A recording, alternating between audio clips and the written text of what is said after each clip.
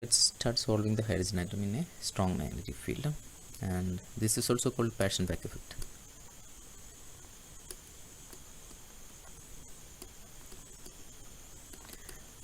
Paschen-Beck effect. Okay, so actually I have done a small mistake here. Okay, I'll just now we have discussed that interaction energy is minus mu L dot B, and I calculated this mu L, but I forgot to put the minus sign for the electron here. So there will be a minus sign associated with the mu itself. So that minus and the explicit minus sign will become positive, and this Hamiltonian term will be a positive term. Okay. Okay. So in this Hamiltonian, we know this fine structure. When you are keeping the hydrogen atom in a strong magnetic field, what is going to dominate is Hc. So we are neglecting the another term. Then the Hamiltonian is going to be H equal to H naught plus Hc.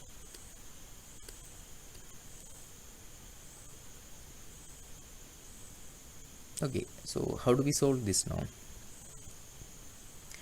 The natural way of solving is to find the degeneracy first for the hydrogen atom, and then you construct a matrix with this Hc operator, Hc matrix, a perturbation matrix, and diagonalize it and find out the n values as well as n vectors. That is a way of doing it. But however, we have discussed one theorem which make the things much more simple. Theorem says that if I have an operator A that is commuting with unperturbed Hamiltonian, also if it is commuting with H prime, or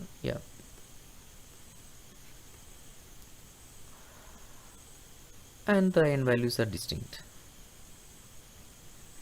N values are distinct. Then corresponding to the n vector for this operator A,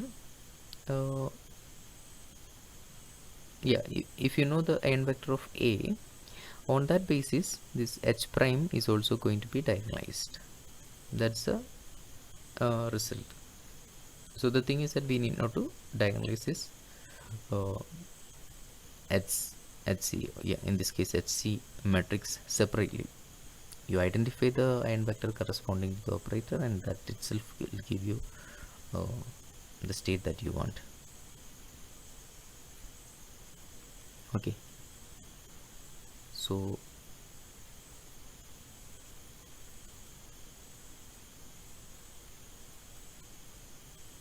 with that I just have to identify one operator which is commuting with H naught, and I am taking that operator as H naught. Let's see, H Hamiltonian. So H and H naught is commuting. Is it commuting? H is having Hc and H naught. H naught component, okay, that's going to commute.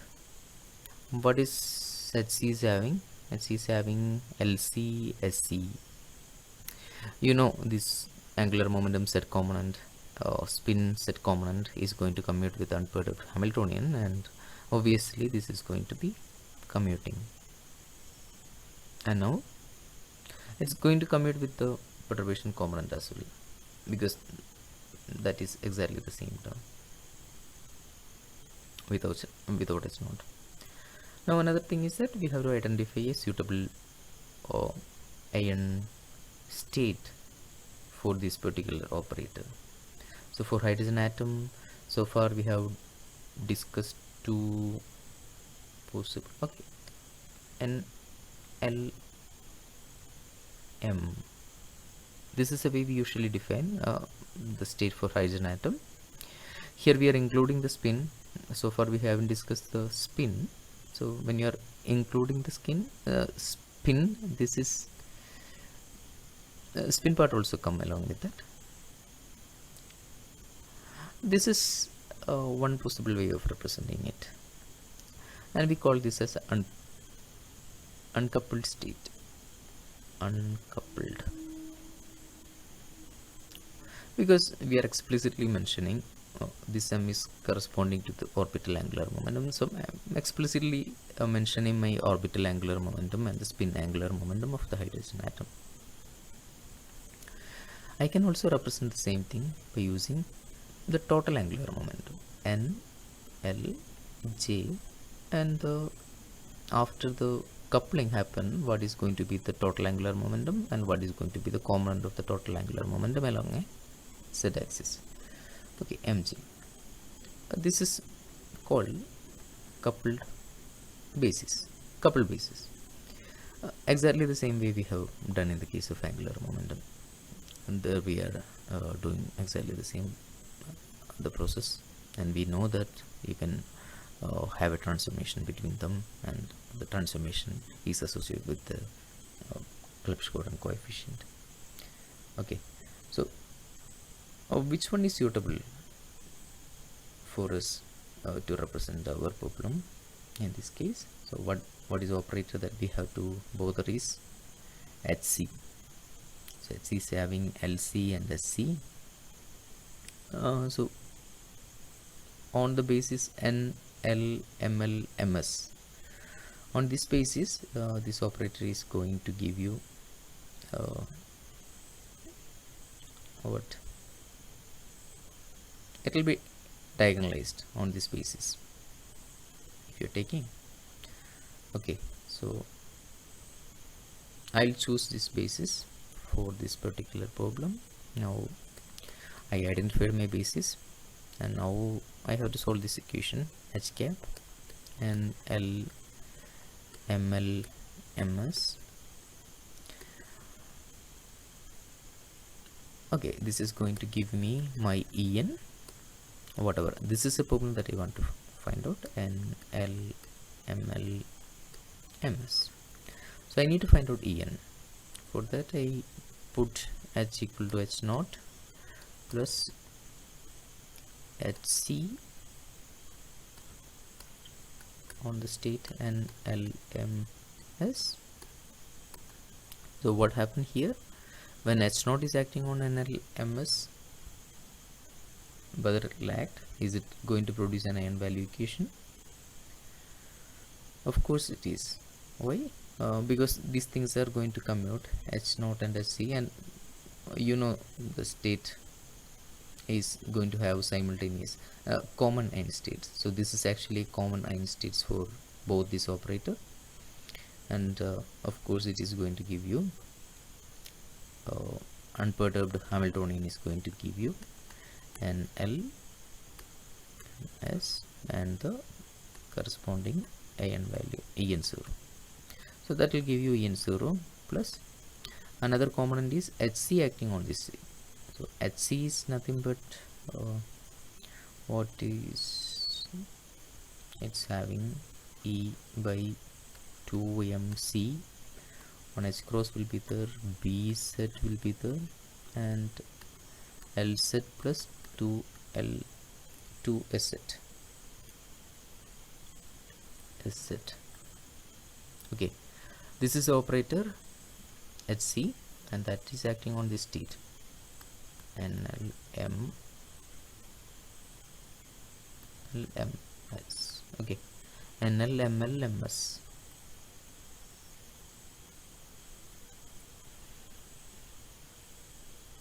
Okay, so that will give you like En0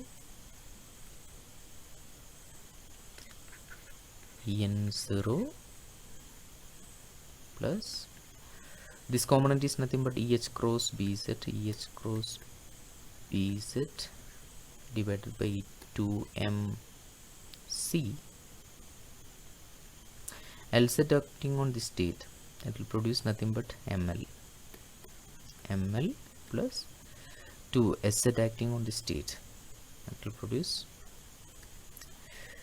MS.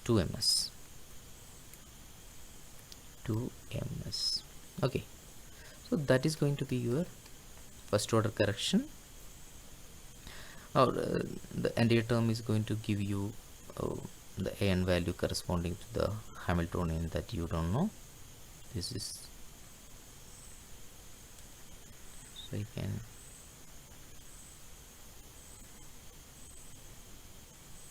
okay, so this is going to be the energy ion value with the first order. This is a first order energy correction, En0, corresponding to the operator Hc, and this is the n value. So this is En0, En1, okay, En1, this term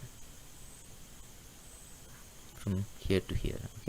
And now what happened, once we introduce the hydrogen atom into the strong magnetic field, the energy is changed into En. Initially the energy was En0, so you can find out the change in energy delta E is nothing but this quantity, right? Whatever our first order energy correction. So this is a quantity, and here EH cross by 2 mc is nothing but my mu b, right? So this is mu b and b into ml plus 2 ms. This is going to be the shift in the energy. This is the energy that is being changed up when you are introducing the hydrogen atom into a state. Okay, so you can see that the degeneracy is being lifted, but not completely. See this ml plus 2 ms kind of a combination here. So as long as this quantity is going to produce a particular value, there is a degeneracy corresponding to that.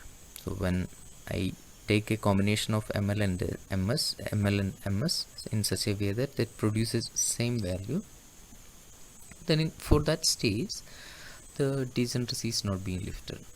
The change in the energy corresponding to that is same. Okay, that is something to be noted. Now we have to see what happened for the hydrogen atom when we introduce that into a weak magnetic field. So